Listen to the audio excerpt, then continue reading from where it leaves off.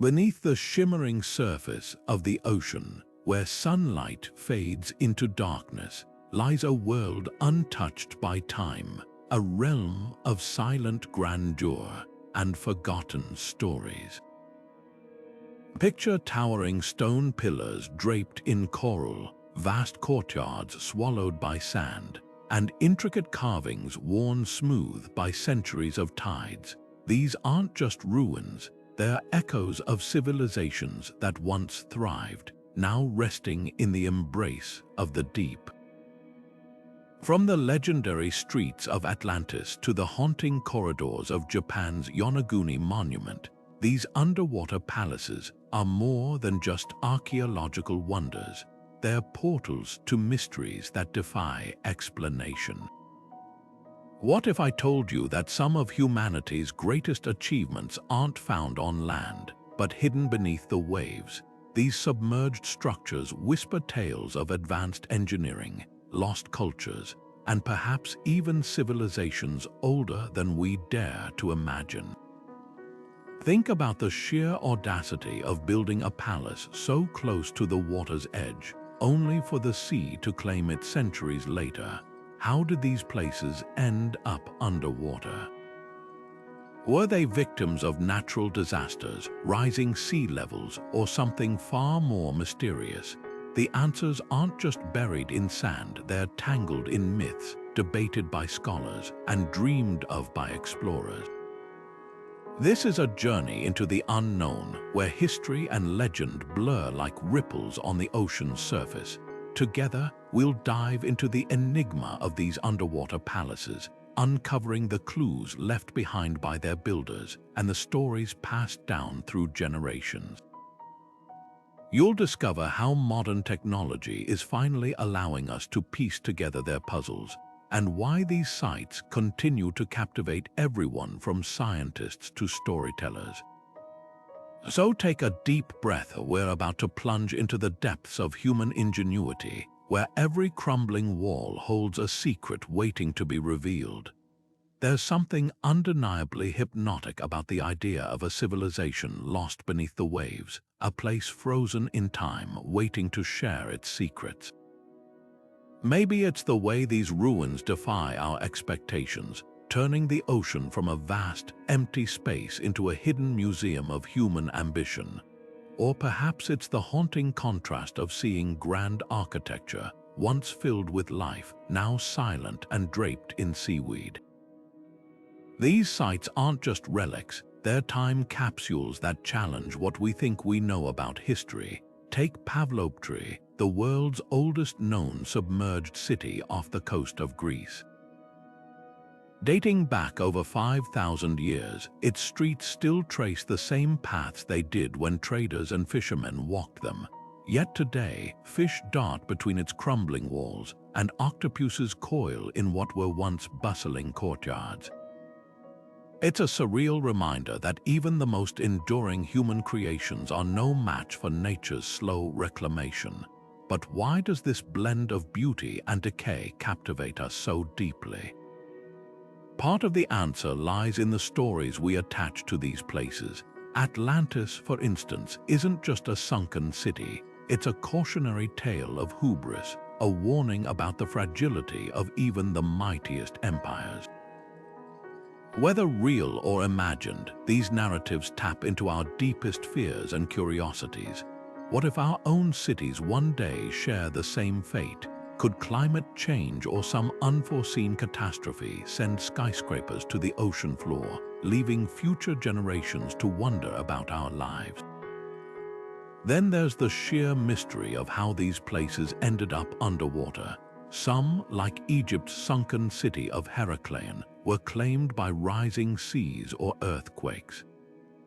Others, like Japan's Yonaguni monument, spark debates. Are they man-made or natural formations? The uncertainty itself is magnetic, drawing explorers and scientists into decades-long quests for answers.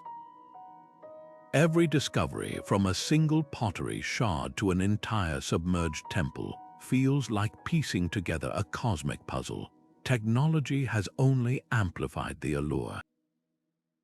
With sonar mapping and underwater drones, we're uncovering ruins faster than ever, yet each find seems to raise more questions than answers. Who built these structures?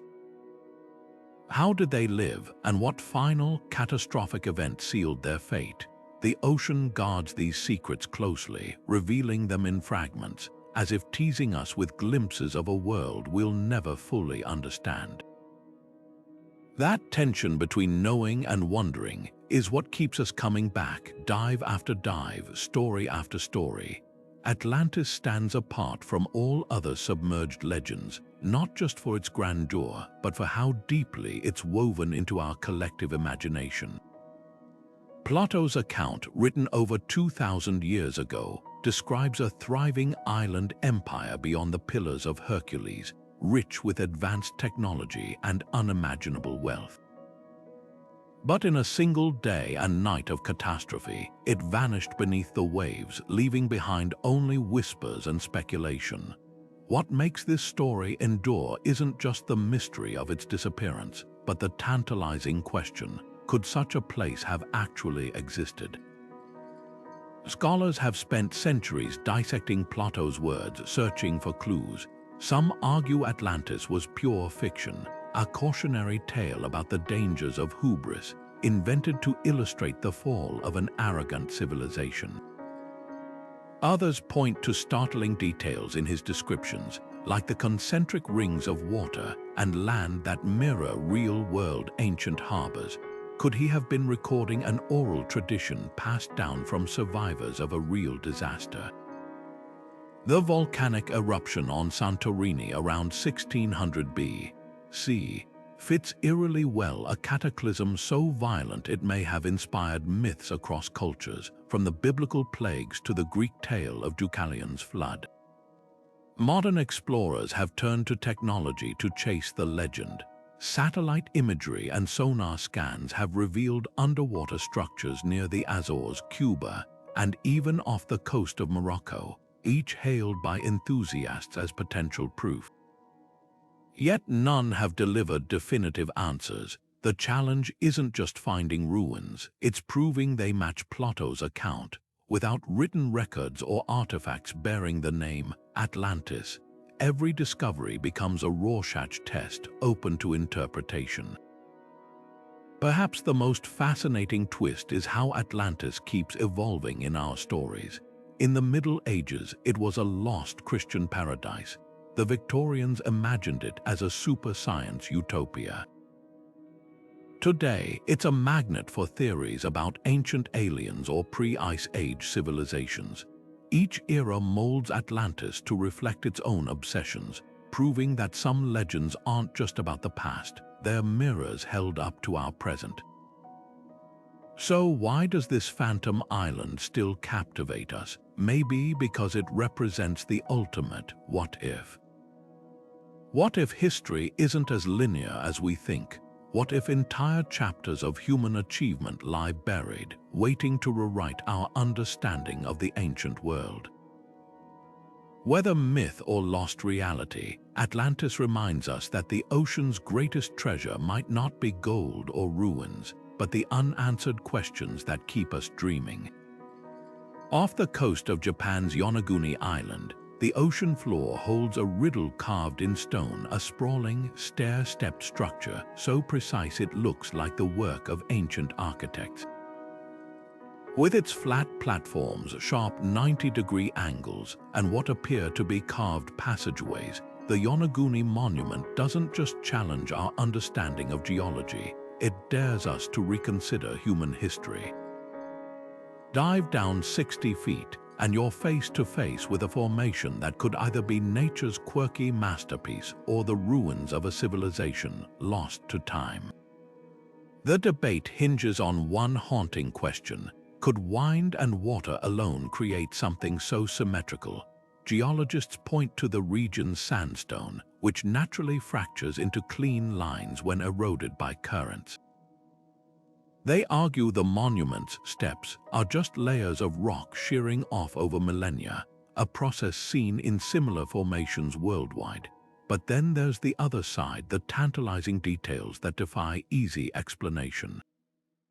The twin megaliths at the site's summit, leaning together like a doorway, the straight, mile-long trench running alongside the main structure as if designed to channel water. Even the turtle-shaped platform, its edges too crisp to dismiss as mere coincidence. Marine geologist Masaki Kimura spent decades studying Yonaguni, convinced it's man-made. He cites tool marks on the stone and what he believes are ceremonial carvings, including a face-like figure some compare to Moai statues. Skeptics counter that wishful thinking shapes these interpretations, that our brains are wired to see patterns even where none exist. Yet the mystery deepens when you consider local legends. Okinawan folklore speaks of a sunken city, Nurai Kanai, a sacred place swallowed by the sea. Could Yonaguni be its physical remnant, or is that just another layer of myth? Technology hasn't settled the debate. Underwater scans reveal more geometric anomalies nearby, but erosion makes definitive proof elusive. Unlike ruins on land, these structures lack pottery, tools, or human remains, the usual breadcrumbs archaeologists rely on, and that's the heart of Yonaguni's grip on our imagination. It exists in the limbo between known and unknown, a puzzle that resists solving. Whether natural or man-made, the monument forces us to confront how little we truly understand about Earth's past and how much might still be hidden beneath the waves. What makes Yonaguni unforgettable isn't just its enigmatic form, but the way it blurs the line between geology and archaeology. It's a reminder that nature can craft wonders rivaling human ingenuity, or that our ancestors might have built in ways we've yet to comprehend. Every expedition to its depths brings new theories, but the rocks keep their secrets, leaving us to wonder, are we looking at an ancient city or the world's most convincing accident? In the golden age of Hindu epics, where gods walked among mortals and cities shimmered with divine splendor, there stood Dwaker, a kingdom of unparalleled beauty, said to be ruled by Lord Krishna himself. Ancient texts like the Mahabharata describe it as a fortress of towering gates, opulent palaces, and bustling harbors, its streets alive with the echoes of a thriving civilization. But in a moment of cosmic reckoning, the city was swallowed by the sea, vanishing beneath the waves as if the ocean itself had claimed it for its own. For centuries, Dwaker existed only in scripture and song, until marine archaeologists began uncovering tantalizing clues off India's western coast. What they found was astonishing. Beneath the waters near modern-day Gujarat, scattered across the seabed, lay stone anchors weighing hundreds of pounds, relics of a time when massive ships docked here. Pottery shards, some dating back over 3,000 years, bore markings that matched artifacts from other ancient Indian sites. Most striking were the geometric outlines of walls and pillars, their shapes too precise to be random formations. Could these be the remnants of Krishna's legendary city? Or was this another case of myth intertwining with reality? The discoveries didn't stop there. Sonar scans revealed a series of submerged structures spanning nearly 5 miles, some lying 60 feet below the surface. Among them were what appeared to be the foundations of a grand citadel, its layout eerily similar to descriptions in the Mahabharata.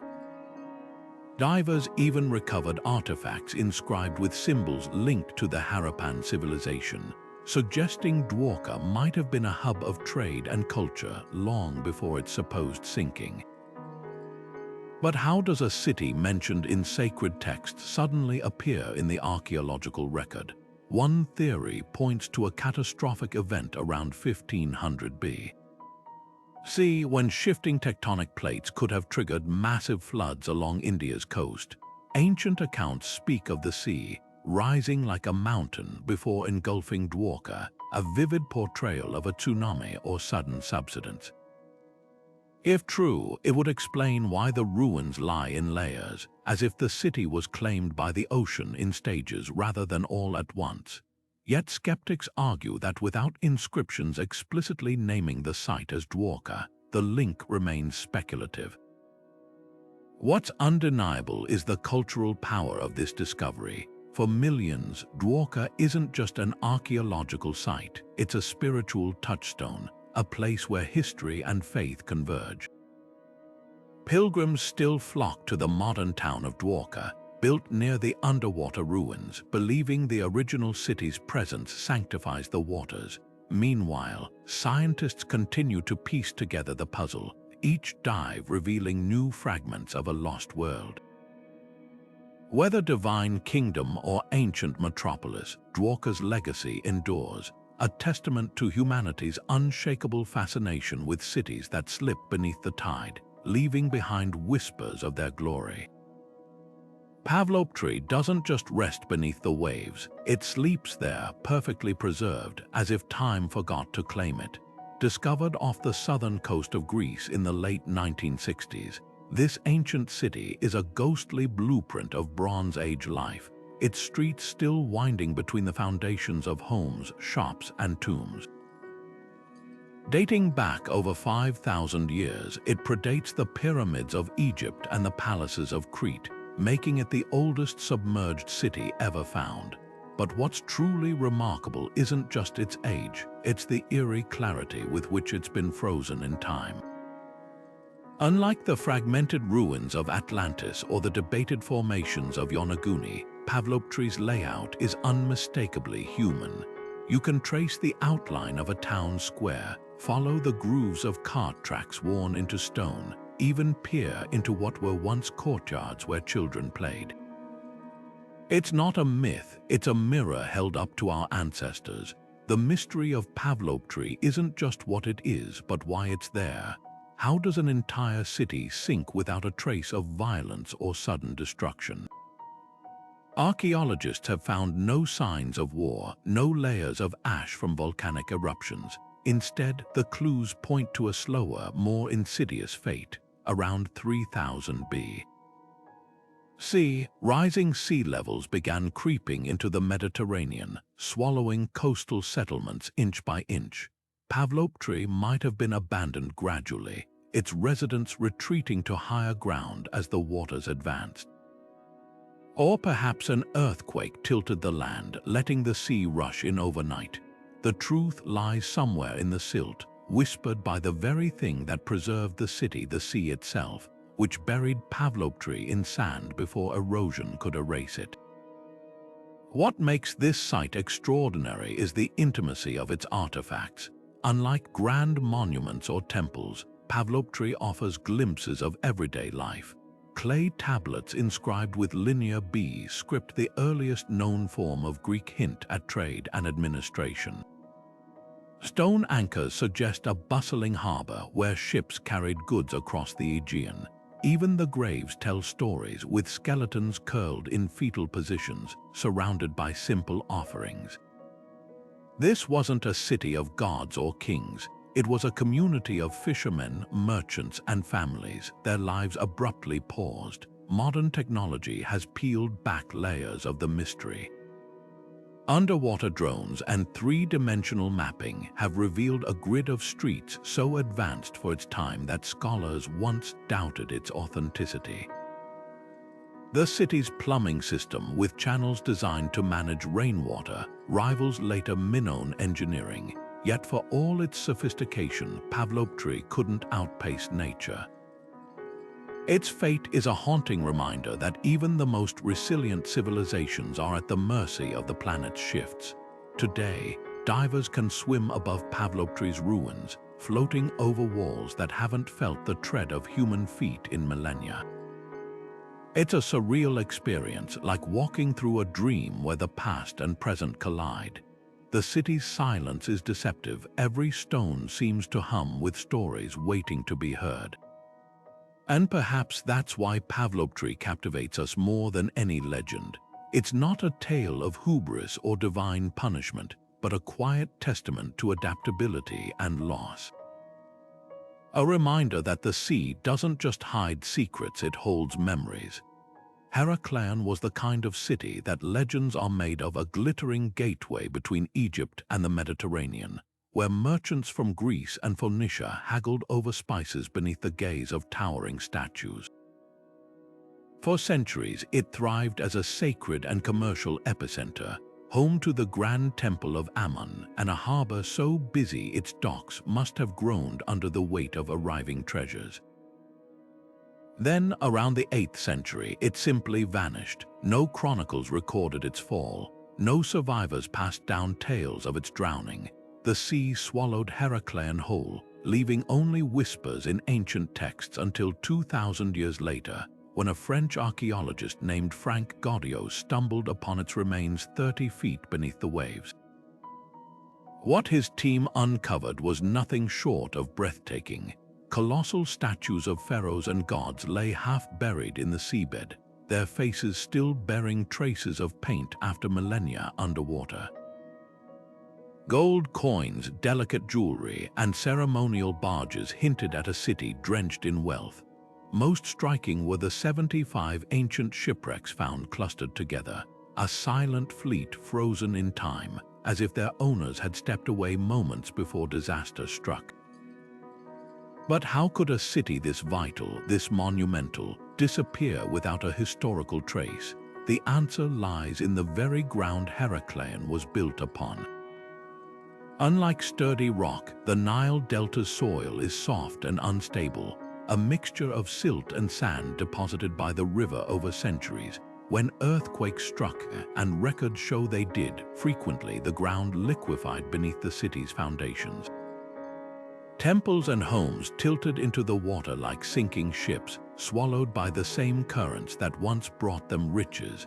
Compounding the disaster were rising sea levels, which crept higher with each passing generation. By the time the last residents fled, Heraclain wasn't just flooded. It was entombed under layers of sediment, erased from memory as thoroughly as if it had never existed. Yet the sea, which took so much, also preserved what land might have destroyed. Saltwater shielded Heraclain's artifacts from oxygen and looters, leaving them eerily intact.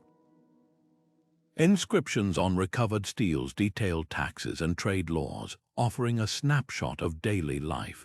One slab, inscribed in both Greek and hieroglyphs, even helped scholars crack the code of ancient Egyptian measurements.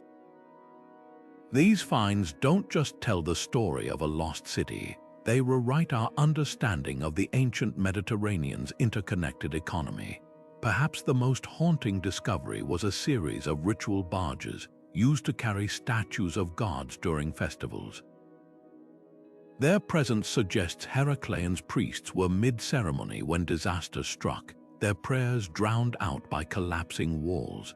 It's a poignant reminder that even the most powerful civilizations are at the mercy of nature. Today, as climate change threatens coastal cities worldwide, Heraclain's fate feels less like ancient history and more like a warning, a submerged blueprint of what happens when the earth shifts beneath our feet. What lingers after exploring Heraclain isn't just awe at its treasures, but the unsettling realization of how fragile human achievement can be. This was a city that mastered trade, art, and engineering, only to be undone by the ground it stood on.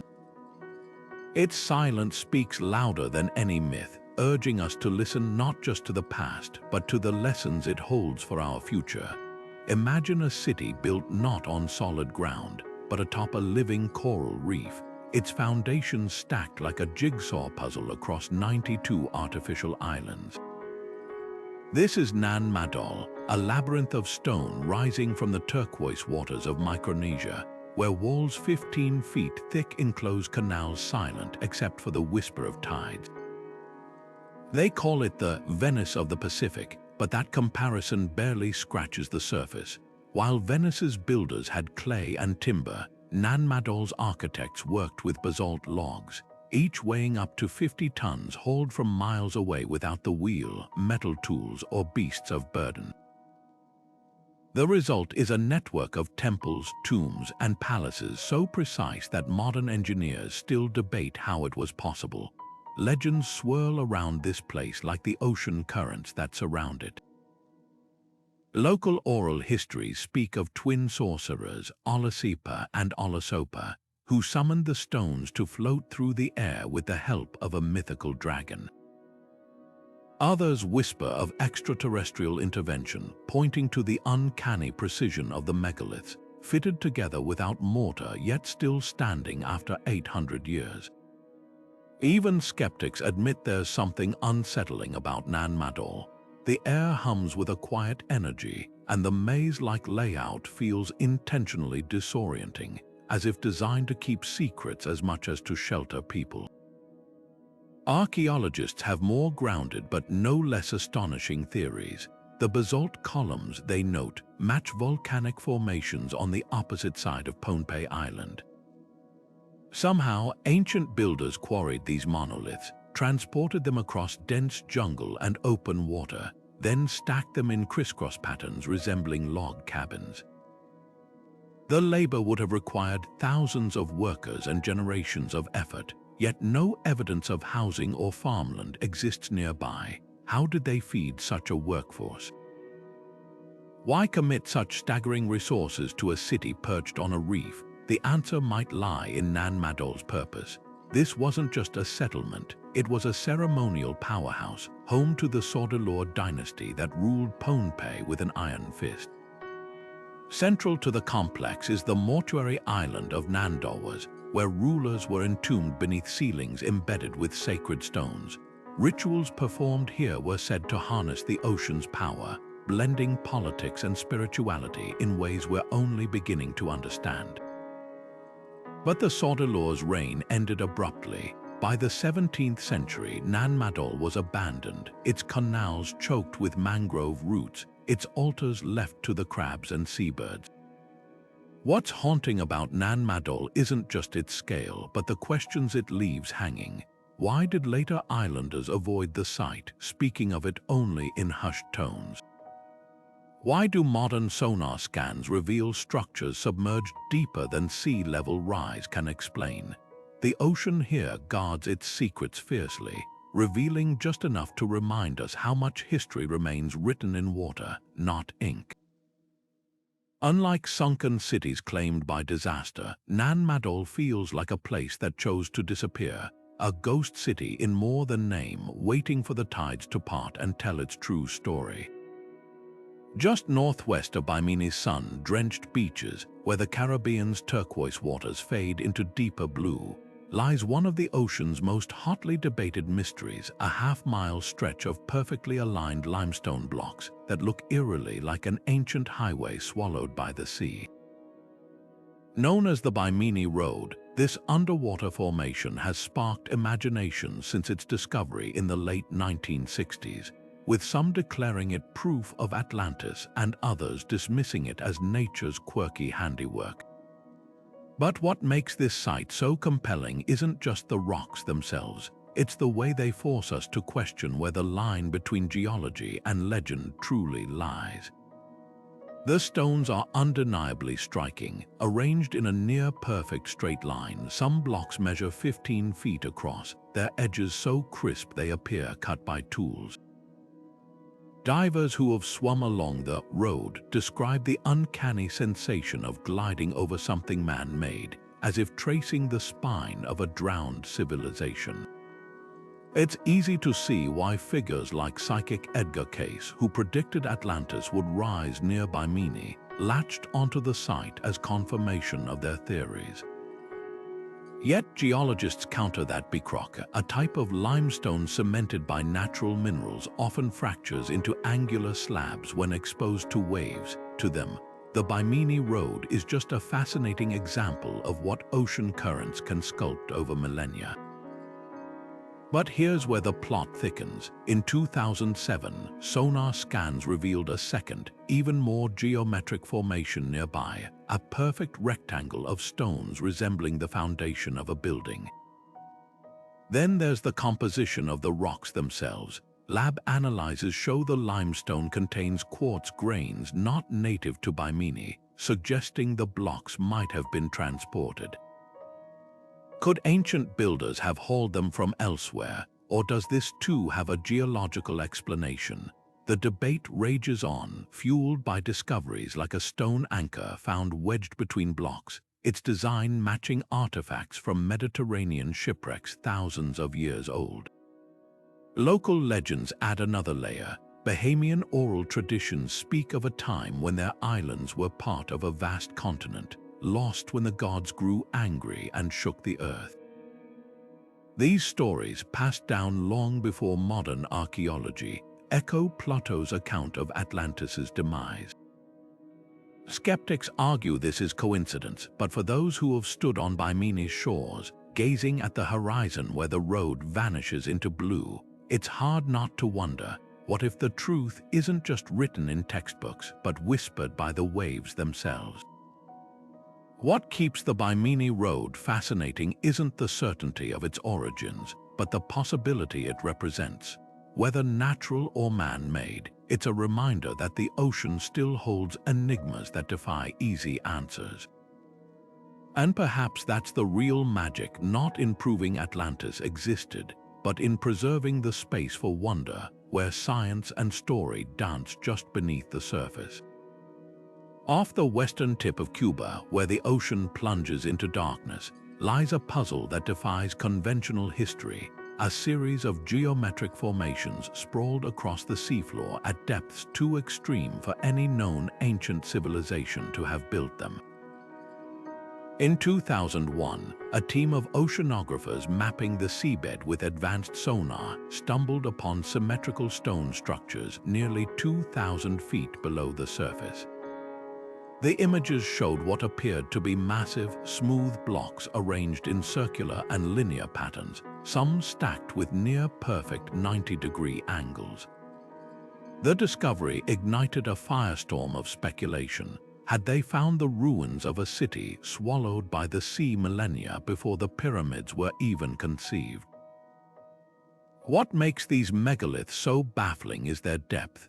Conventional archaeology tells us that human societies 12,000 years ago, the last time sea levels were low enough to expose this area, were nomadic hunter-gatherers, not builders of sprawling stone cities.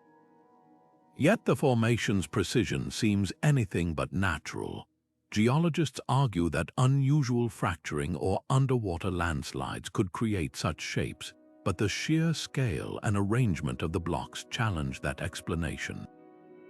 Adding to the intrigue, samples from the site contain materials not native to the region, hinting at the possibility of human transport.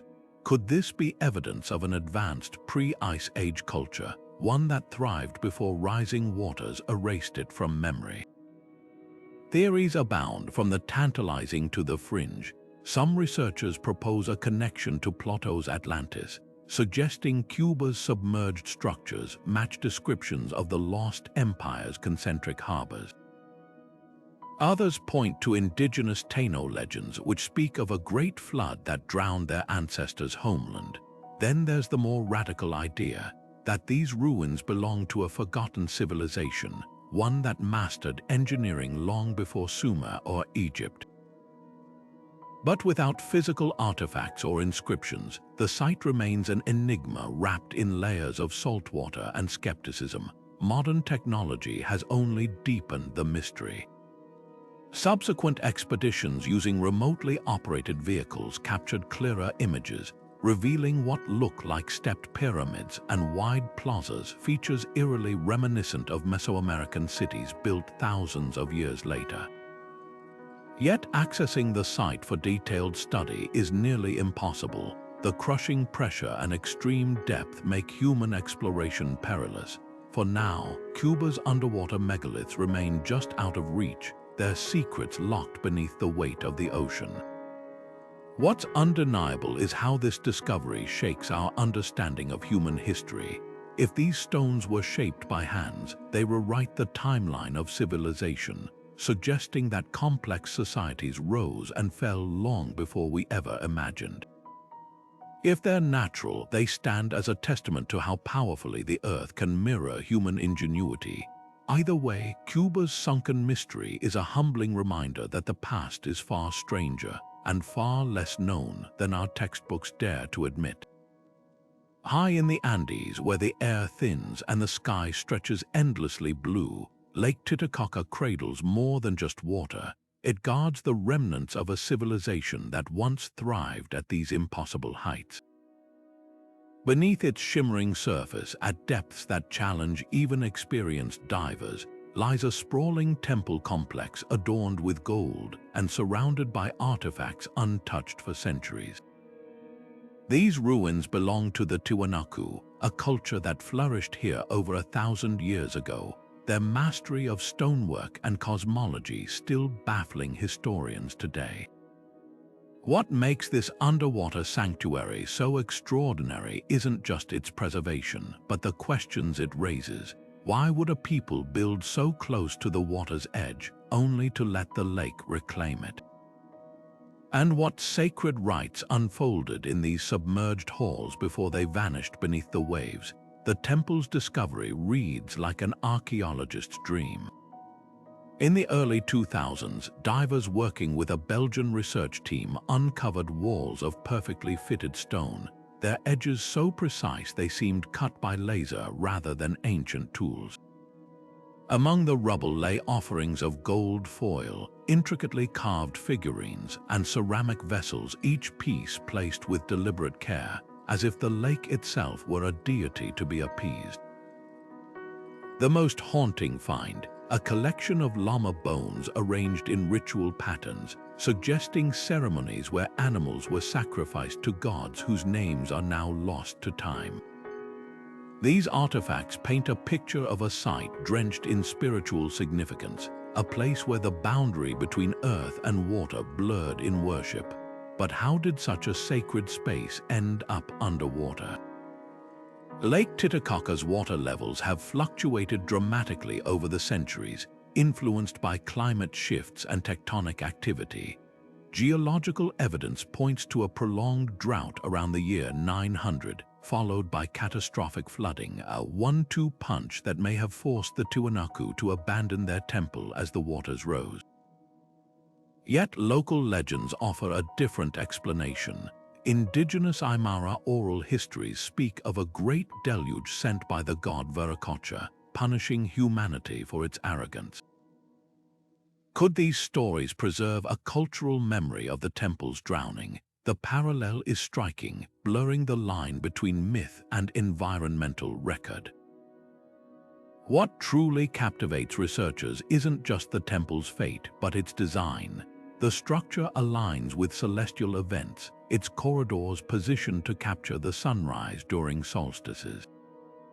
This wasn't just a place of prayer, it was a cosmic clock, harmonizing human rituals with the movements of the sun and moon. Such sophistication hints at a society deeply attuned to nature's rhythms, one that may have seen the lake's encroachment not as a disaster, but as part of a sacred cycle. Modern divers report an almost eerie serenity at the site, as if the stones still hum with the echoes of chants and offerings. The mystery of Lake Titicaca's temple lingers not because it lacks clues, but because every answer spawns new questions. Were the Tiwanaku warning us about the fragility of civilizations in the face of climate change? Or were they leaving behind a different lesson, one about reverence, adaptation, and the enduring power of places we designate as holy? As the lake's waters continue to rise and fall, the temple remains a silent witness, its secrets dissolving slowly into the depths, waiting for the next diver to piece together its story. East of Yonaguni, where the Pacific brushes against the Ryukyu Islands, the ocean floor holds another tantalizing secret, a cluster of submerged structures so geometrically precise they could be plucked from an ancient skyline. Among them, the most striking are the step-like formations off the coast of Okinawa, their terraced edges mirroring the pyramids of Mesoamerica or Cambodia. Divers who have explored these sites describe towering stone platforms stacked with an almost mathematical regularity, some reaching heights of 80 feet. It's a sight that begs the question, Are we staring at the ruins of a civilization lost to time, or is nature playing an elaborate trick on our eyes? Local legends add fuel to the mystery. For generations, Okinawan fishermen have passed down stories of a kingdom called Mu-Aina, a prosperous land that sank beneath the waves after angering the sea gods. The tales speak of grand temples and bustling markets, now said to lie silent beneath the tides. Could these sunken pyramids be the physical remnants of Mu-Aina, or do they belong to an even older culture, one that predates recorded history in the region? Intriguingly, some of the structures align with celestial events, their corners pointing to solstice sunrises, a feature common in man-made sacred sites worldwide. Yet geology offers a compelling counterargument. The Ryukyu Islands sit atop active tectonic plates, where seismic shifts and volcanic activity have sculpted the seabed for millennia. Basalt and sandstone formations in the area often fracture into angular blocks, creating natural stair-step patterns that mimic human construction. Marine archaeologists point to similar formations in places like Hawaii or the Canary Islands, where wave action and erosion have produced equally convincing ruins without any human intervention. Without clear artifacts, tools, pottery, or carvings, the case for these being man-made remains frustratingly thin. But here's where the plot thickens.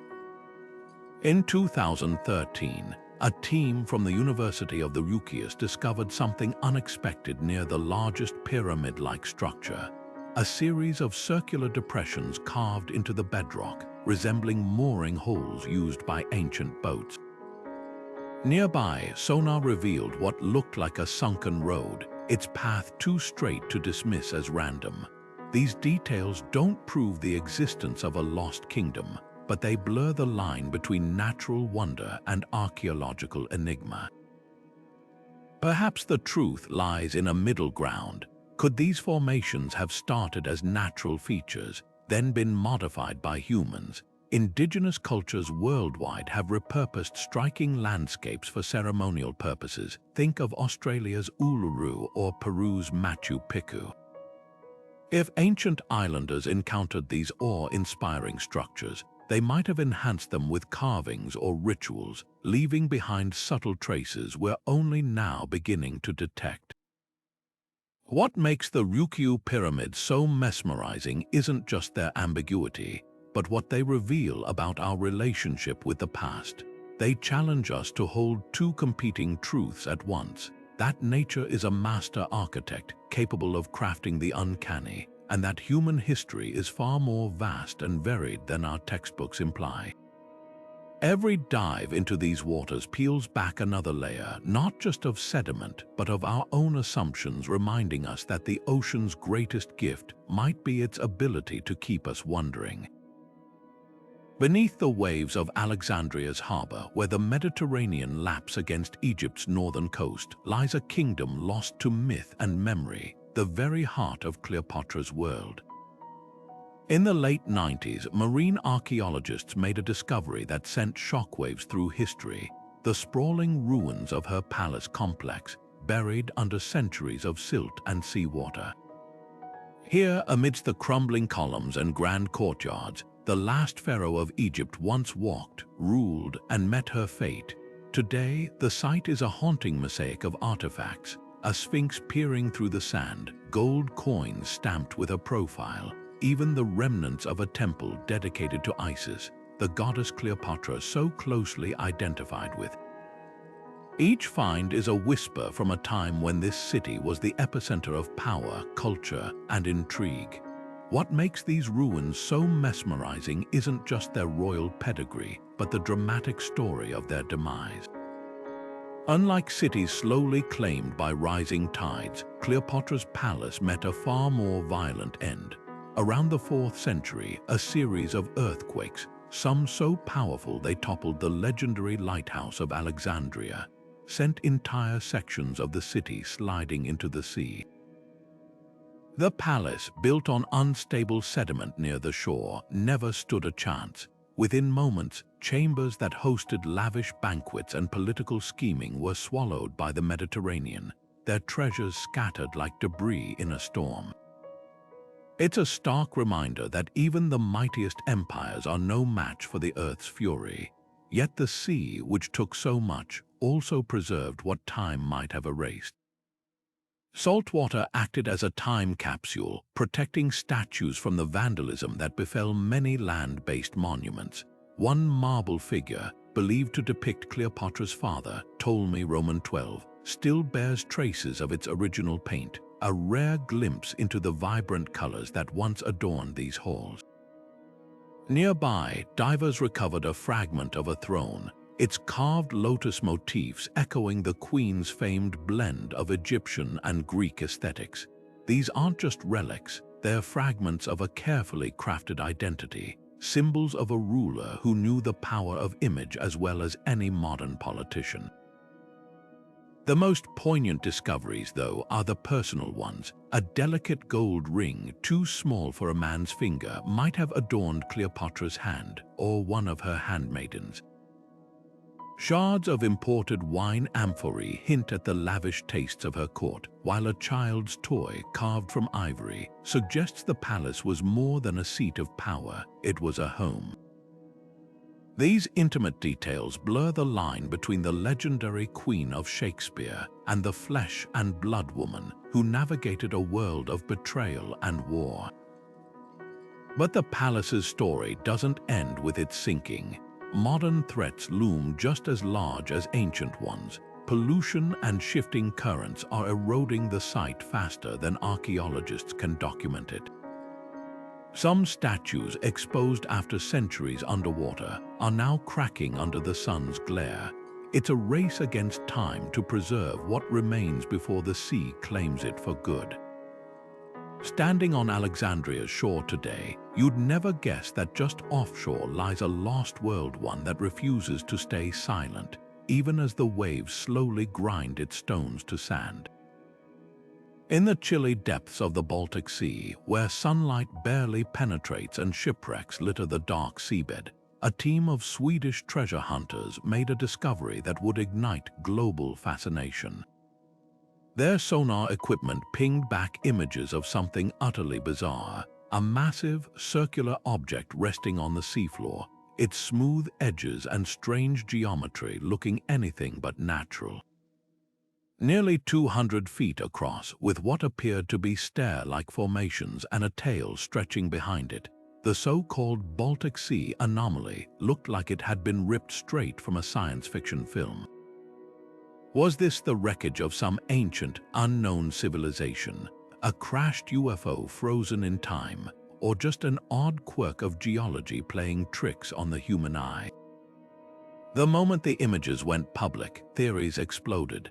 Some pointed to the object's uncanny resemblance to the Millennium Falcon from Star Wars, its rounded shape and protruding features fueling speculation about extraterrestrial origins. Others noted strange electromagnetic anomalies in the area. Divers reported their equipment malfunctioning as they approached the site, adding an extra layer of eerie intrigue. But perhaps most puzzling of all were the drag marks trailing behind the object, as if it had skidded across the seabed before coming to rest. Could these grooves be evidence of a high-impact crash, or were they simply the result of glacial movement from a bygone ice age? Geologists have their own, more grounded explanation. They argue the anomaly is likely a glacial deposit, a rare but natural formation carved by ice sheets during the last glacial period. Similar features, known as glacial erratics, can be found across Scandinavia, where massive boulders were transported and dropped by retreating glaciers. The Baltic Sea's unique chemistry might have accelerated the erosion of these rocks, creating the smooth, almost artificial-looking surfaces that captured imaginations worldwide. Samples taken from the site showed traces of manganese and other minerals commonly found in seabed formations, further supporting this theory. Yet even with scientific explanations, the mystery persists. Why does the object's shape appear so symmetrical? What accounts for the reported electromagnetic disturbances? And why do some sonar images seem to reveal intricate patterns on its surface, resembling man-made structures? Skeptics argue these details are artifacts of sonar interpretation, a case of pareidolia, where our brains impose familiar shapes on random patterns. But for those who have studied the images up close, the questions linger like shadows in the deep. Adding to the enigma are the cultural whispers surrounding the Baltic Sea. Local folklore speaks of ancient, sunken cities and mythical sea creatures lurking in its depths. Could these stories be distorted memories of a real, forgotten history? Or are they simply the human instinct to fill the unknown with myth? The Baltic Sea anomaly sits at the crossroads of these possibilities, a Rorschach test for believers and skeptics alike. What makes this discovery so compelling isn't just the object itself, but what it reveals about our relationship with the unexplored. In an age where satellites map every inch of the planet, the ocean floor remains one of Earth's last great frontiers, a place where the line between reality and legend blurs with every new discovery. Whether glacial relic or something far stranger, the Baltic Sea anomaly reminds us that the deep still holds secrets we're only beginning to uncover. And sometimes the most thrilling mysteries aren't about finding answers, but about daring to ask the questions in the first place. Deep beneath the turquoise waters of the Yucatan Peninsula, where sunlight filters through crystal-clear cenotes, lies a hidden archive of human history, one written not on parchment, but in bones and artifacts preserved in submerged caves. These flooded caverns, known locally as sacred wells, were once dry shelters for Paleo-Indians escaping the last ice age's harsh climate. Today, they're time capsules, holding everything from fossilized remains of giant sloths to delicate pottery left by the Maya, who believed these pools were portals to the underworld. What makes these sites extraordinary isn't just their age, but how they capture moments of catastrophe and survival. Stalagmites that formed millennia ago, now drowned, bear marks of ancient droughts in their growth rings, a stark reminder that climate upheaval is no modern phenomenon. The Bahamas' blue holes tell a similar story. These vertical caves, some plunging over 600 feet, are like underwater libraries stacked with geological and archaeological records. Explorers have found perfectly preserved Leucaean skulls resting on ledges, their positions suggesting ceremonial burials. Nearby, the bones of crocodiles and tortoises, species long vanished from the islands, paint a picture of an ecosystem transformed by rising seas. Most haunting are the diving logs, notched wooden stakes embedded in cave walls. Scientists believe these were depth markers left by indigenous divers who braved the darkness to collect precious freshwater from submerged aquifers. Imagine the courage it took to free dive into these abysses, armed only with torchlight and intuition, centuries before modern scuba gear existed.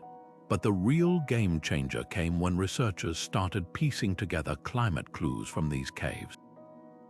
Layers of sediment in Mexican cenotes revealed traces of a catastrophic drought around the year 900, coinciding with the collapse of the classic Maya civilization.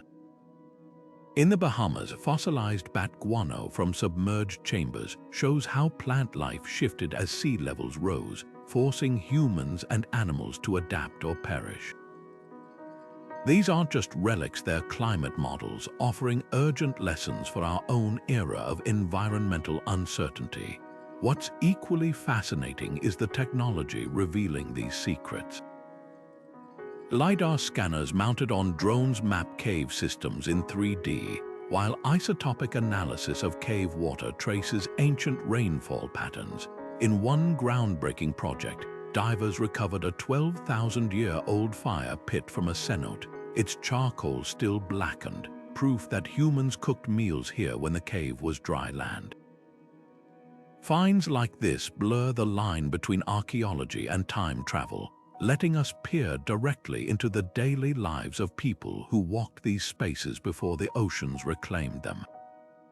Yet these caves aren't just scientific gold mines, they're sacred spaces demanding respect. The Maya viewed cenotes as homes of the rain god Chok, and modern indigenous communities still perform rituals at their edges. This duality of caves as both research labs and spiritual sites adds a poignant layer to their exploration.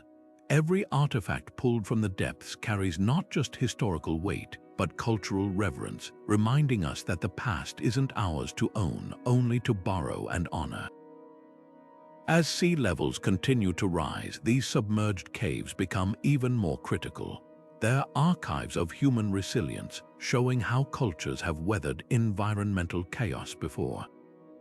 But they are also warnings, silent witnesses to what happens when adaptation fails. The next time you see a cenote's shimmering surface, remember, beneath that mirror like water lies not just the past, but a reflection of our own fragile future. The ocean doesn't claim cities overnight, at least not always. Some vanish in the blink of an eye, swallowed by earthquakes or tsunami waves. Others slip beneath the surface over centuries, inch by relentless inch, as sea levels rise and shorelines retreat. Take the ancient port of Mahabalipuram on India's coast, where local legends spoke of 7 pagodas submerged by the god's wrath. When the 2004 Indian Ocean tsunami temporarily pulled back the waves, it exposed stone lions and half-buried temples, proof that folklore often remembers what history forgets. These ruins didn't sink in a single cataclysm. They were slowly drowned by rising waters, their stories erased by the tides. Then there's the violence of tectonic forces.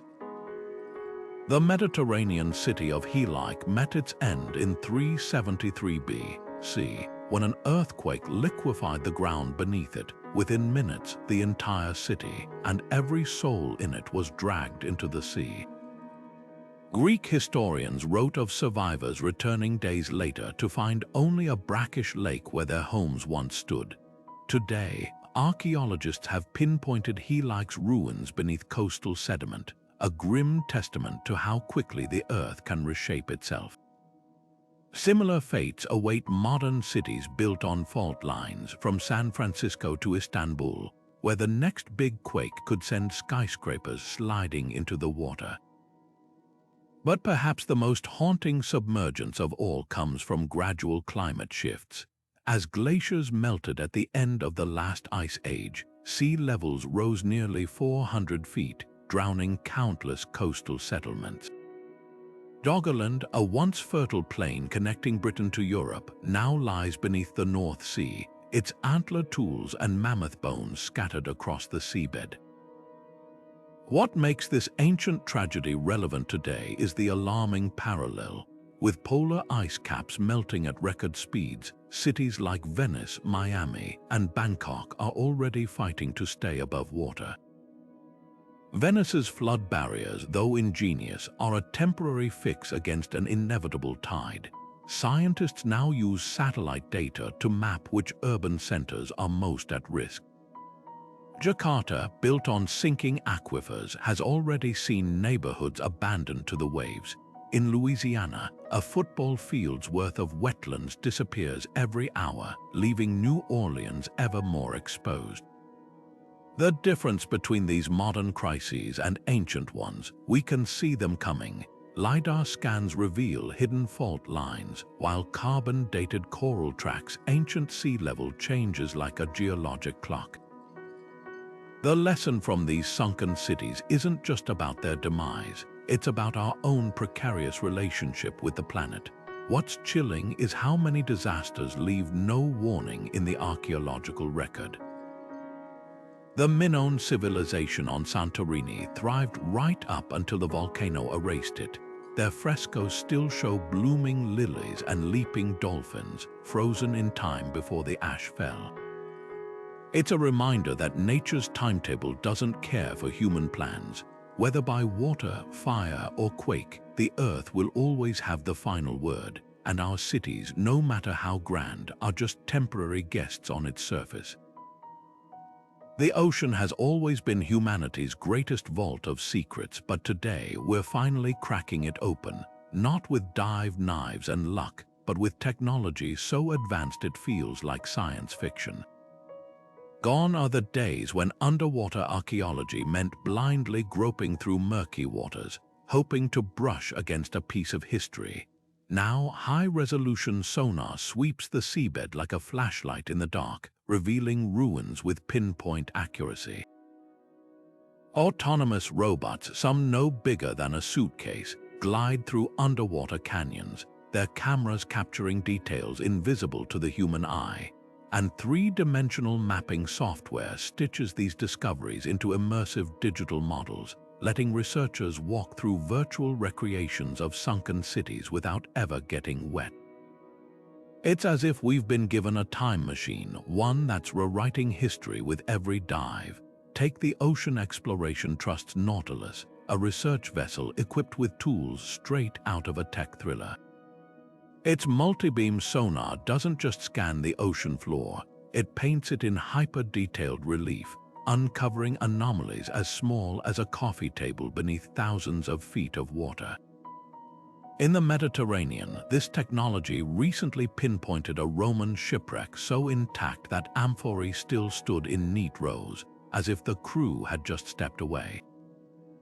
Meanwhile, in the Black Sea, where oxygen-starved waters preserve wood like a time capsule, robotic explorers have documented Greek trading vessels older than the Parthenon, their mastheads still carved with faces frozen in eternal surprise. But the real game-changer is photogrammetry, a technique that transforms thousands of underwater photos into precise three-dimensional reconstructions. When Hurricane Irma stirred up the Caribbean in 2017, it exposed a long-buried Taino ceremonial site off Puerto Rico's coast. Instead of rushing to recover fragile artifacts before the sand reclaimed them, archaeologists used photogrammetry to create a digital twin, every stone and carving preserved forever in virtual space. This isn't just about record-keeping, it's a radical shift in how we interact with the past. Students in classrooms can now hold a Maya sensor from a cenote or walk the streets of Pavloptery, all from their screens. Yet for all our gadgets, the ocean still fights back. Currents distort sonar signals, salt water corrodes electronics, and crushing depths limit human oversight. That's where artificial intelligence steps in. Machine learning algorithms sift through terabytes of sonar data, flagging potential ruins amidst the noise like a cosmic Where's Waldo for archaeologists. Off the coast of Croatia, AI recently identified a submerged Neolithic village missed by human eyes, its circular huts hidden under layers of seaweed. It's a partnership as old as exploration itself, human curiosity paired with tools that extend our reach beyond natural limits. What's thrilling isn't just what we've found, but what these tools promise for the future. Satellite-based radar now detects subtle sea level changes that hint at undiscovered ruins, while DNA analysis of sediment can reveal ancient human activity without lifting a single artifact. In Norway, researchers are testing underwater drones that sniff out iron particles leaching from Viking ship burials. Each advancement feels like turning on a light in a room we didn't know existed. And with 95% of the ocean still unexplored, the next click of a sonar could reveal anything, from a lost Phoenician harbor to evidence of civilizations older than recorded time. The irony is delicious. The same technologies we use to envision the future robotics, AI, virtual reality, are the ones resurrecting the past. As these tools grow sharper, the line between myth and history blurs. Atlantis may remain elusive, but with every pixel-perfect scan and every drone dive into the abyss, we're proving that the ocean's greatest treasures aren't gold or jewels, but the stories we thought were gone forever. And the wildest part, we've only just begun to listen. From the moment humans first gazed upon the restless sea, its hidden depths have sparked stories that blur the line between reality and fantasy. Jules Verne's Captain Nemo didn't just pilot a submarine, he ruled a submerged kingdom of coral galleries and grand salons, a vision so vivid it shaped how generations imagined life beneath the waves.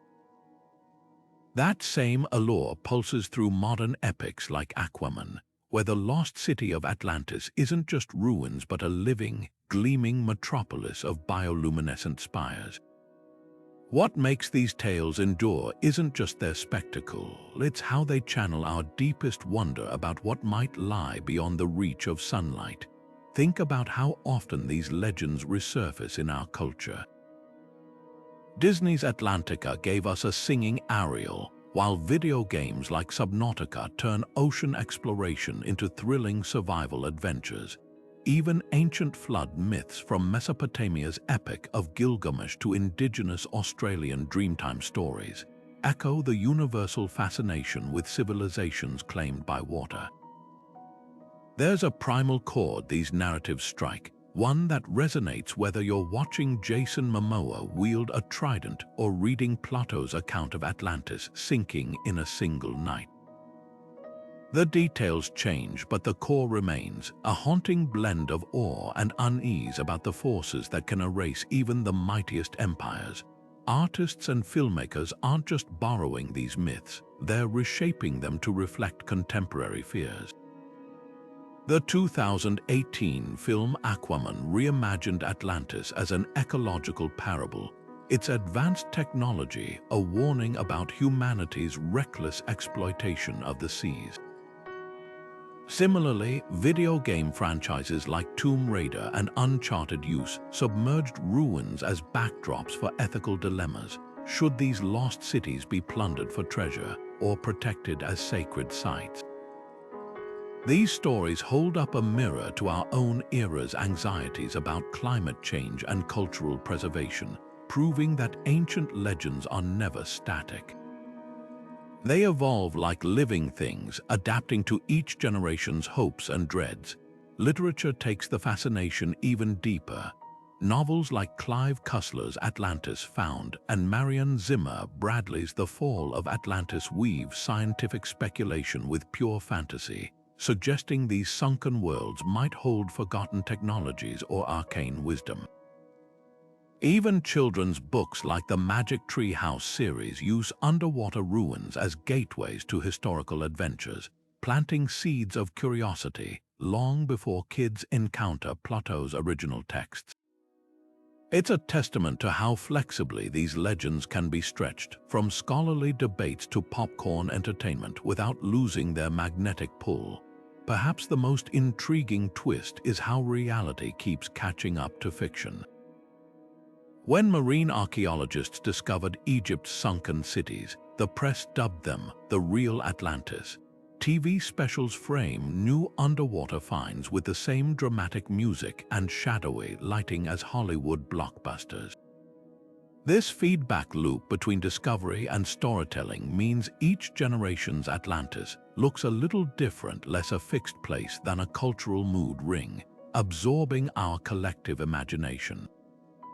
Whether as cautionary tale, escapist fantasy, or historical puzzle, these submerged legends prove one thing: the ocean's greatest power isn't hiding ruins, but keeping them alive in our dreams. Every time a looter's dredge rips through an ancient shipwreck or a storm surge scatters fragile artifacts across the seabed, we don't just lose objects, we lose pages from humanity's collective story. The threat to underwater heritage isn't some distant possibility. It's happening right now at an alarming pace. Treasure hunters armed with metal detectors and suction hoses target sunken sites like vultures, pilfering gold coins and amphorae to sell on the black market, often destroying irreplaceable context in the process. A single salvaged statue might fetch millions at auction, but its true value, the clues it holds about trade routes, craftsmanship, or daily life crumbles to dust when ripped from its resting place.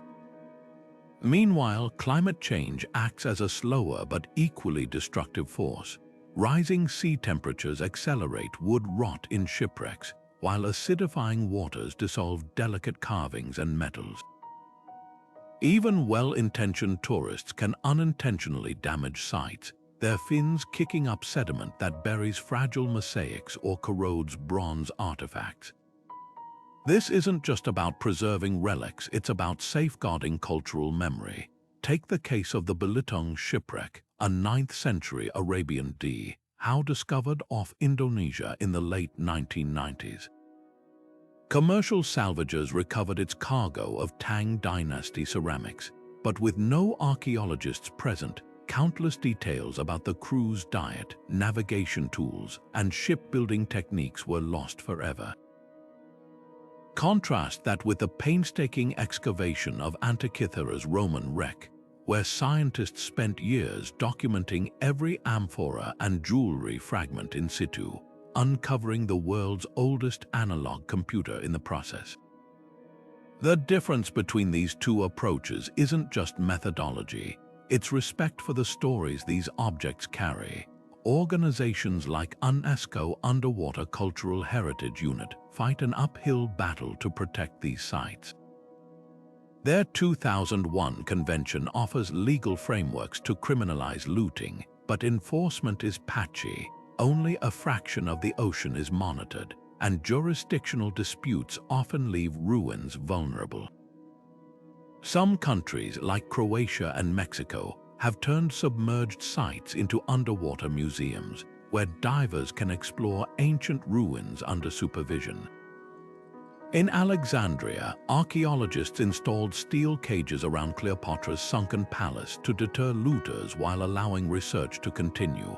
Technology helps too. Satellite surveillance tracks illegal dredging vessels, and 3D mapping creates digital backups of at-risk sites. But funding is scarce, and the ocean's vastness makes protection a daunting task. The urgency goes beyond archaeology. Indigenous communities from the Pacific to the Caribbean view these submerged sites as sacred spaces, their ancestors' remains and rituals resting beneath the waves. When looters plunder a sunken canoe or ceremonial mask, they're not just stealing artifacts, they're erasing cultural identity.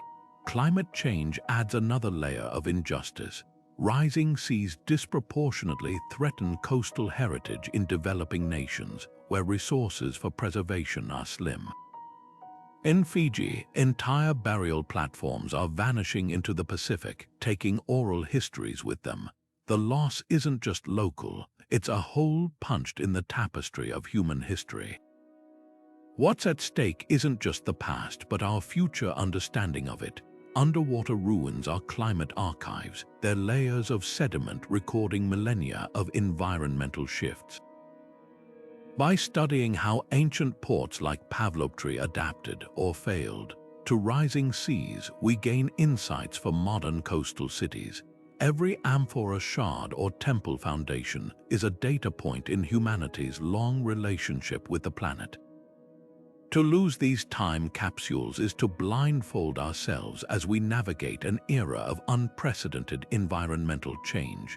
The challenge is monumental, but so are the rewards. Protecting these sites means preserving humanity's resilience, creativity, and interconnectedness, proof that even when civilizations fall, their whispers can still echo through time. The next time you hear about a sunken city, remember, it's not just stones underwater. It's a library with its books splayed open, waiting to be read before the tide turns the page for good. Even with all our advanced technology and centuries of exploration, the ocean still holds onto its secrets with a stubborn grip. For every sunken city we've mapped, there are countless others waiting in the darkness, their stories muffled by layers of sand and time. Take the recent sonar scans off Norway's coast, where researchers detected strange geometric shapes half buried in the seabed, structures that don't match any known natural formations. Could these be remnants of a Viking trading hub lost to rising seas, or evidence of an even older culture that thrived before the last ice age? The scans alone can't tell us, they're just tantalizing breadcrumbs, urging divers and archaeologists to take the plunge and see for themselves. This relentless pursuit of the unknown is what keeps underwater archaeology so thrilling. Every year, new tools and techniques peel back another layer of the ocean's mysteries. In the Mediterranean, marine robots equipped with lasers are scanning shipwrecks too deep for human divers, revealing cargo holds still packed with ancient goods. Off the coast of Japan, DNA analysis of sediment cores is uncovering traces of human activity near submerged megaliths, hinting at rituals performed there when the sites were still above water. Yet for every question answered, two more emerge. Why do so many sunken cities share similar architectural features, even when separated by oceans and millennia? Are we looking at evidence of an interconnected ancient world, or is there something universal about how humans build near the water's edge? The search isn't just about satisfying curiosity, it's about rewriting history. When divers in the Baltic Sea uncovered a collection of oddly shaped stones arranged in a perfect circle, the discovery challenged long-held assumptions about Neolithic seafaring capabilities. How did these early peoples navigate such treacherous waters, and what drew them to build in places we'd consider remote even today? Similarly, the ongoing debate over Cuba's underwater megaliths forces us to reconsider the timeline of human civilization. If these structures are man-made, they predate the pyramids by thousands of years, suggesting advanced societies rose and fell long before recorded history began. What's equally fascinating is how these mysteries blur the line between science and legend. Fishermen in the Azores have passed down stories for generations about a sunken island where their ancestors once lived, a tale dismissed as fantasy until sonar revealed a massive underwater plateau dotted with what appear to be man-made pillars. In India, local myths describing a great flood that swallowed 7 temples were vindicated when tsunami waves briefly exposed the ruins of Mahabalipuram. These aren't just coincidences, they're proof that oral traditions often preserve truths long after the physical evidence vanishes. The next frontier of discovery might lie in places we've barely begun to explore. The deep ocean trenches, miles below the surface, could hold ruins from a time when sea levels were dramatically lower settlements now crushed under unimaginable pressure. Or perhaps the answers are hiding in plain sight, disguised as natural formations until fresh eyes or new technology reveal their true origins. One thing's certain, as long as the ocean keeps its secrets, there will be explorers willing to dive deeper, dig further, and listen more closely to the whispers of the past. And who knows, the next big discovery might not just change history, it could redefine what we thought was possible. Long before sonar mapped the ocean floor or divers touched ancient stonework, the stories were already there, passed down through generations like heirlooms of memory. Indigenous cultures worldwide have carried tales of lands swallowed by the sea, not as myths but as lived history. The Klamath people of the Pacific Northwest speak of a time when their ancestors watched Mount Mazama collapse into itself, its fiery heart cooling to form Crater Lake, but beneath those waters, they say, lies the spirit of a battle between sky and earth. Meanwhile, in Australia, the Gunditjmara people describe a landscape called T-Rack, now submerged beneath Lake Kundar, where their ancestors built elaborate eel traps from volcanic stone. When archaeologists discovered these very structures underwater in the 1980s, science finally caught up with stories that had endured for thousands of years. These oral histories aren't just vague legends, they're often startlingly precise. The Maori of New Zealand recount the sinking of Te Hono Iwerua, a coastal settlement said to have vanished after an earthquake.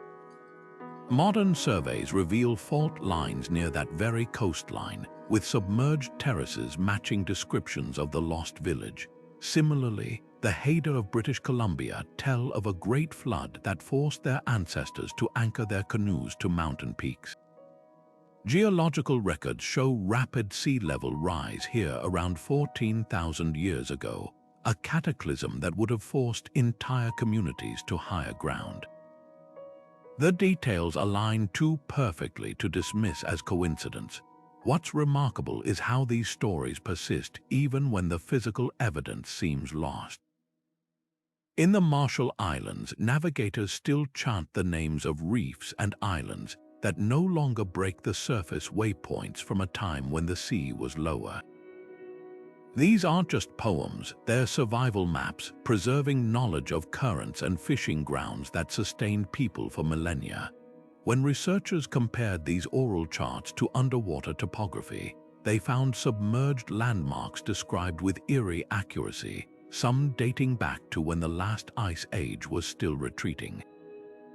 The power of these traditions lies in their resilience. Unlike written records which can burn or decay, oral histories adapt while retaining core truths. The Yupik people of Alaska describe a time when their ancestors fled inland as the Bering Land Bridge flooded, an event confirmed by sediment cores showing saltwater intrusion around 10,000 years ago. In India, Tamil Sangam literature details a vast continent called Kumarikandam, lost to rising seas. While no physical proof has been found, the description of submerged rivers matches ancient river channels now mapped off India's coast.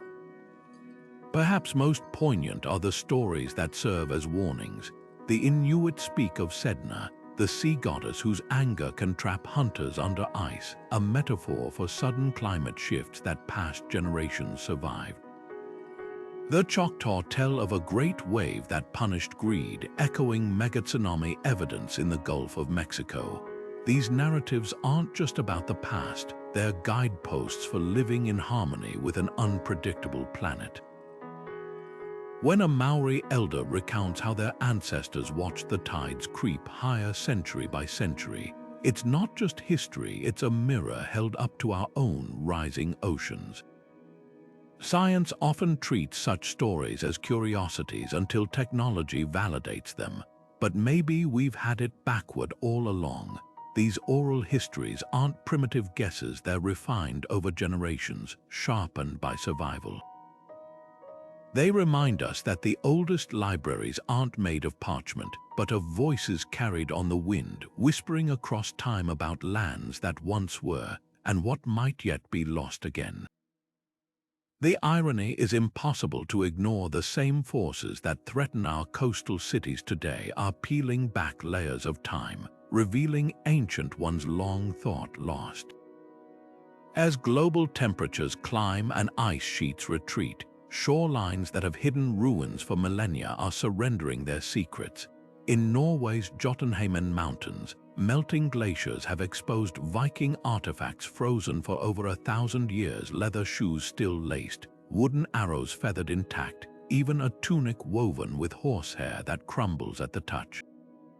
These aren't just relics, they're snapshots of daily life, preserved in nature's deep freeze until climate change pried the lid open, but the window is narrow. The moment these objects thaw, bacteria and oxygen begin their relentless work, turning a perfectly preserved arrow into dust within years.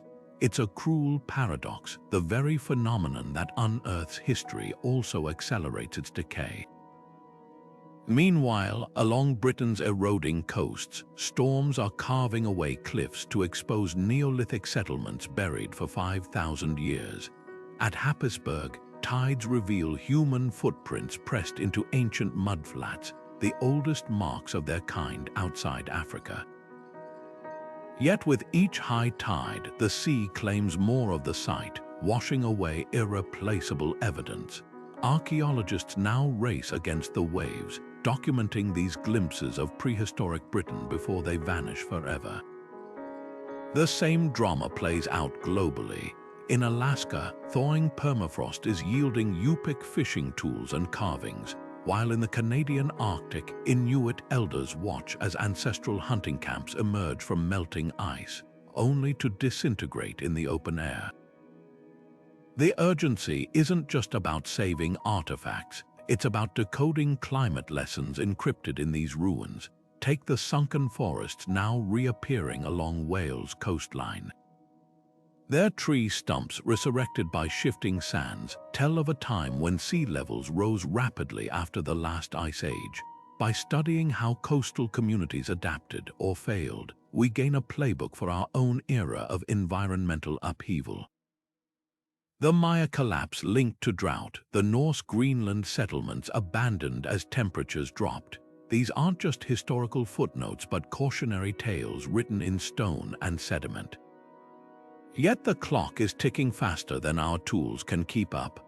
Underwater drones and 3D scanning help, but funding lags far behind the scale of loss. In Bangladesh, where rising seas are uncovering ancient Buddhist monasteries, local archaeologists lack the resources to document them before monsoons erase them anew. The dilemma is stark. Do we prioritize excavating newly exposed sites or protect those still submerged but at risk? There's no easy answer, only the sobering reality that climate change isn't just reshaping our future, it's rewriting our past before we can fully read it. What emerges from this race against time is a humbling truth. These ruins are more than relics, they're barometers of humanity's fragile dance with nature. Every crumbling wall and thawed artifact whispers the same warning. Civilizations rise and fall, but the planet always has the last word. As we uncover these lost worlds, we're not just piecing together history, we're holding up a mirror to our own precarious moment, one where the tides of change wait for no one. Jacques Cousteau didn't just explore the ocean, he made us fall in love with it.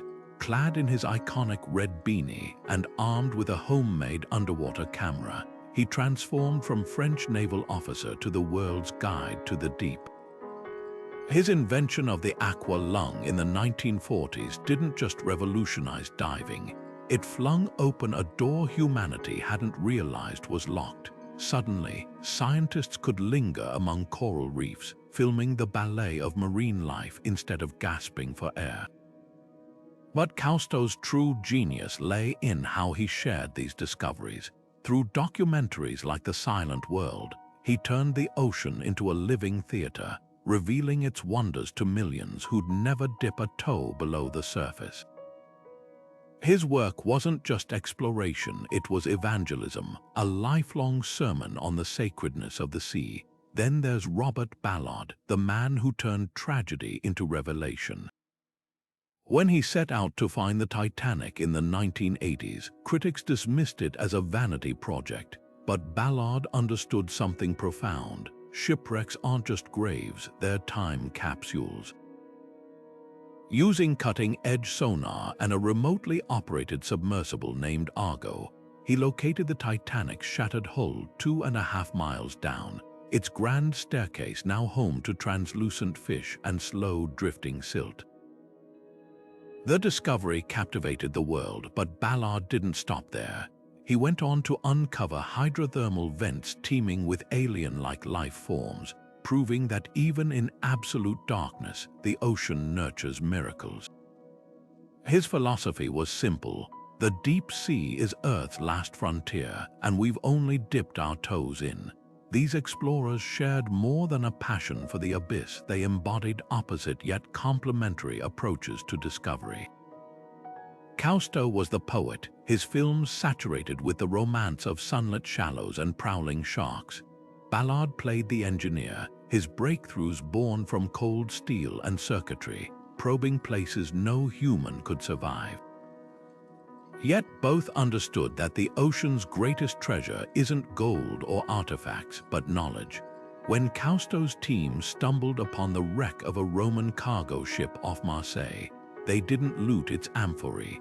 They documented how centuries underwater had transformed them into habitats for sponges and sea fans. Ballard, after Titanic, turned his attention to ancient trade routes, mapping submerged ports that rewrote Mediterranean history. What's often overlooked is how these quests were fueled by sheer stubbornness. Cousteau faced funding shortages and skeptical academics who saw his documentaries as mere entertainment.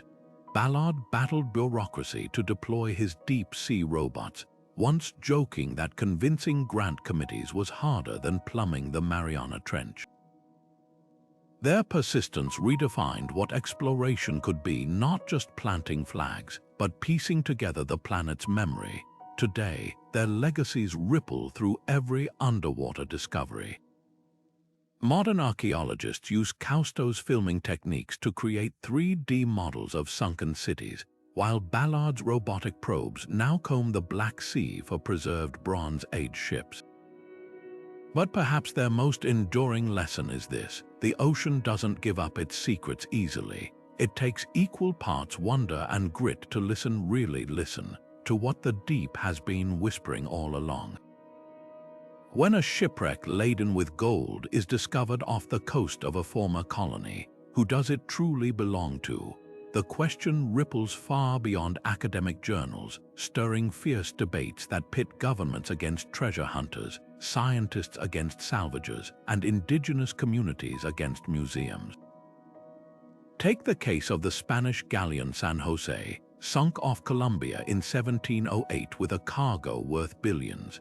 Spain claims it as a sovereign vessel, Colombia asserts rights as the coastal state, and indigenous groups argue the gold itself was mined by their ancestors under brutal forced labor.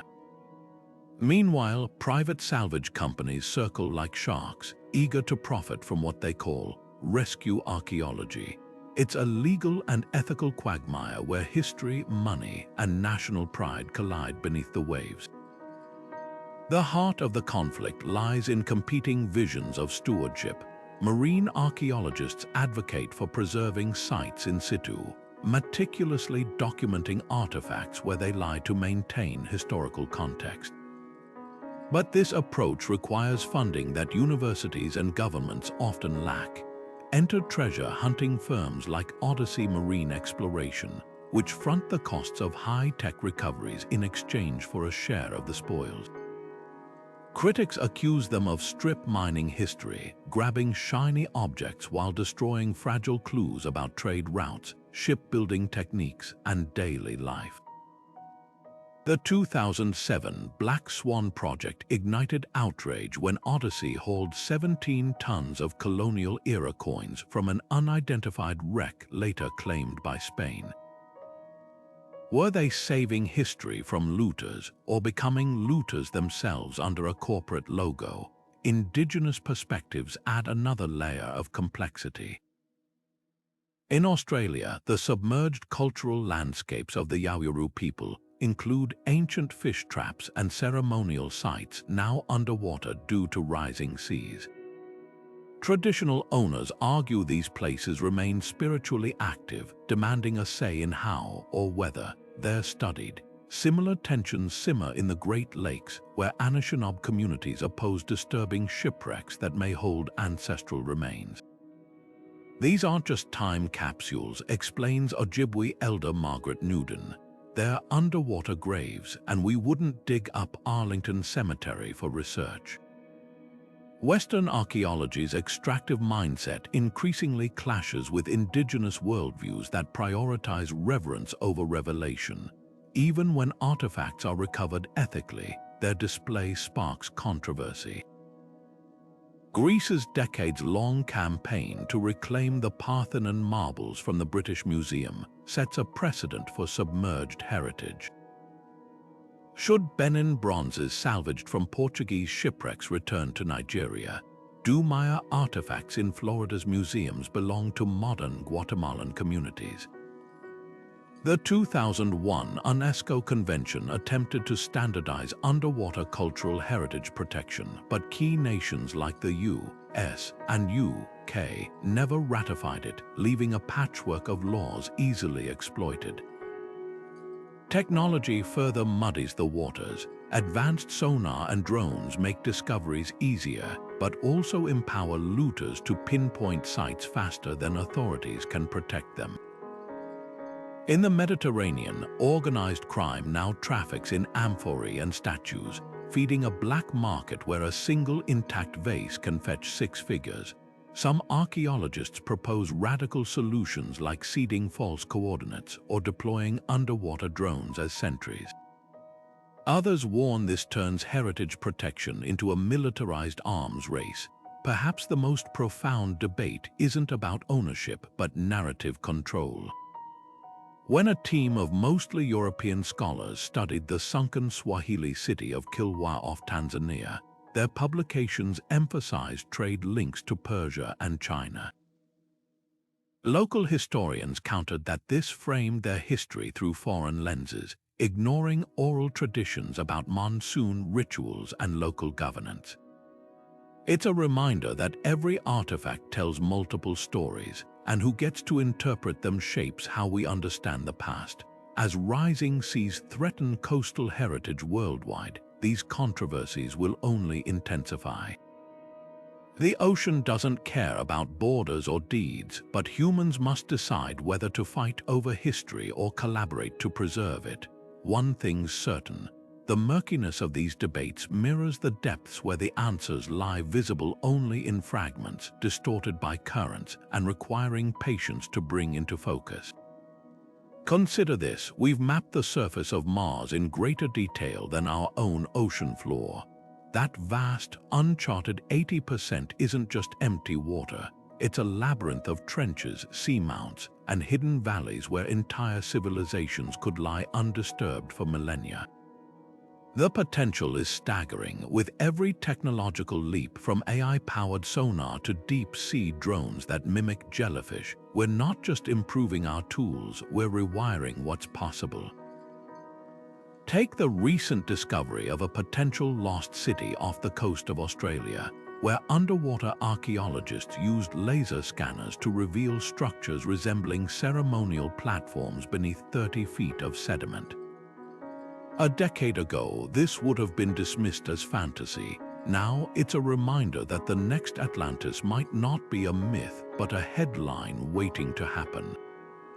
What makes this era of exploration so thrilling is how democratized it's becoming. Gone are the days when deep-sea discovery required government funding or corporate backing. Citizen scientists now analyze satellite imagery from their laptops, flagging anomalies for researchers to investigate. In 2021, a high school teacher in Norway spotted unusual shapes on Google Earth that led to the identification of a Viking ship burial submerged in a fjord. Crowdsourced projects like Ocean Infinity's Armada fleet deploy autonomous vessels to scan the seabed at a fraction of traditional costs, turning what was once a needle in a haystack search into something more like a coordinated treasure hunt. The ocean's secrets aren't just for elite academics anymore. They're within reach of anyone with curiosity and an internet connection. Yet for all our progress, the sea remains a master of concealment. Some of its greatest prizes might lie in plain sight, disguised as geological features until fresh eyes or new algorithms recognize their true form. The Yonaguni monument was dismissed as a quirky rock formation for years before researchers noticed its uncanny symmetry. Similarly, climate change is both revealing and eroding clues at a dizzying pace. Melting glaciers expose ancient fishing gear in Alaska, while rising seas drown coastal ruins faster than we can document them. It's a race against time and tide, where every discovery feels like intercepting a message moments before it self-destructs. The real game changer: collaborative archaeology. Imagine a global network where Indonesian fishermen's knowledge of local currents helps pinpoint shipwrecks, while machine learning cross-references their findings with medieval trade maps. Or indigenous oral histories guiding sonar scans to sacred sites now submerged. This isn't just about technology, it's about weaving together science, tradition, and collective memory into a richer understanding of our past. When divers recently uncovered a Maya canoe in a Guatemalan cenote, it wasn't just the artifact that mattered. but the nearby village stories about their ancestors' water rituals that brought its purpose to life. Speculation about what's left to find ranges from the plausible to the fantastical.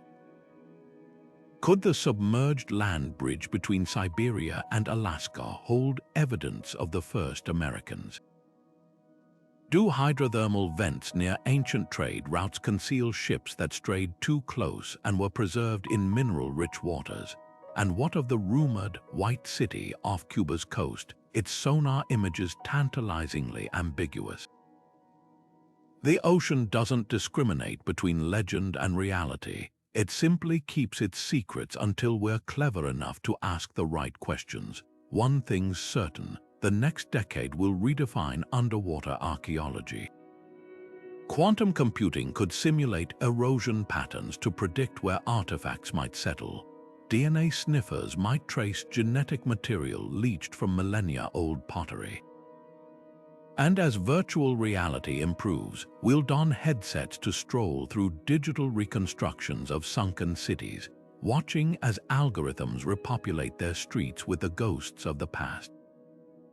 The ocean's deepest mysteries aren't just waiting to be found, they're waiting to change how we see ourselves. Because every time we pull back the curtain on a lost civilization, we're forced to confront the same humbling truth. Empires rise and fall, but the sea remembers what the land forgets. From Atlantis to Yonaguni, these submerged palaces don't just rewrite history, they dissolve the very idea that the past is fixed or fully known. Each crumbling pillar and salt-worn statue whispers the same truth. Civilizations rise, flourish, and vanish, leaving behind fragments for us to piece together. The ocean isn't merely a graveyard for lost cities. It's a dynamic archive, constantly reshuffling its holdings with every shift of tectonic plates and rise of sea levels. Take the haunting parallels between Pavloptery's gradual drowning and modern-day Venice's battle against Aqua-Alta, proof that the forces that claimed ancient cities still lap at our doorstep today. What makes these underwater ruins so transformative isn't just their age or artistry, but how they force us to reconsider human resilience. The Maya adapted to drought by building cenote shrines to chalk, while the Tiwanaku of Lake Titicaca engineered floating farms when waters rose.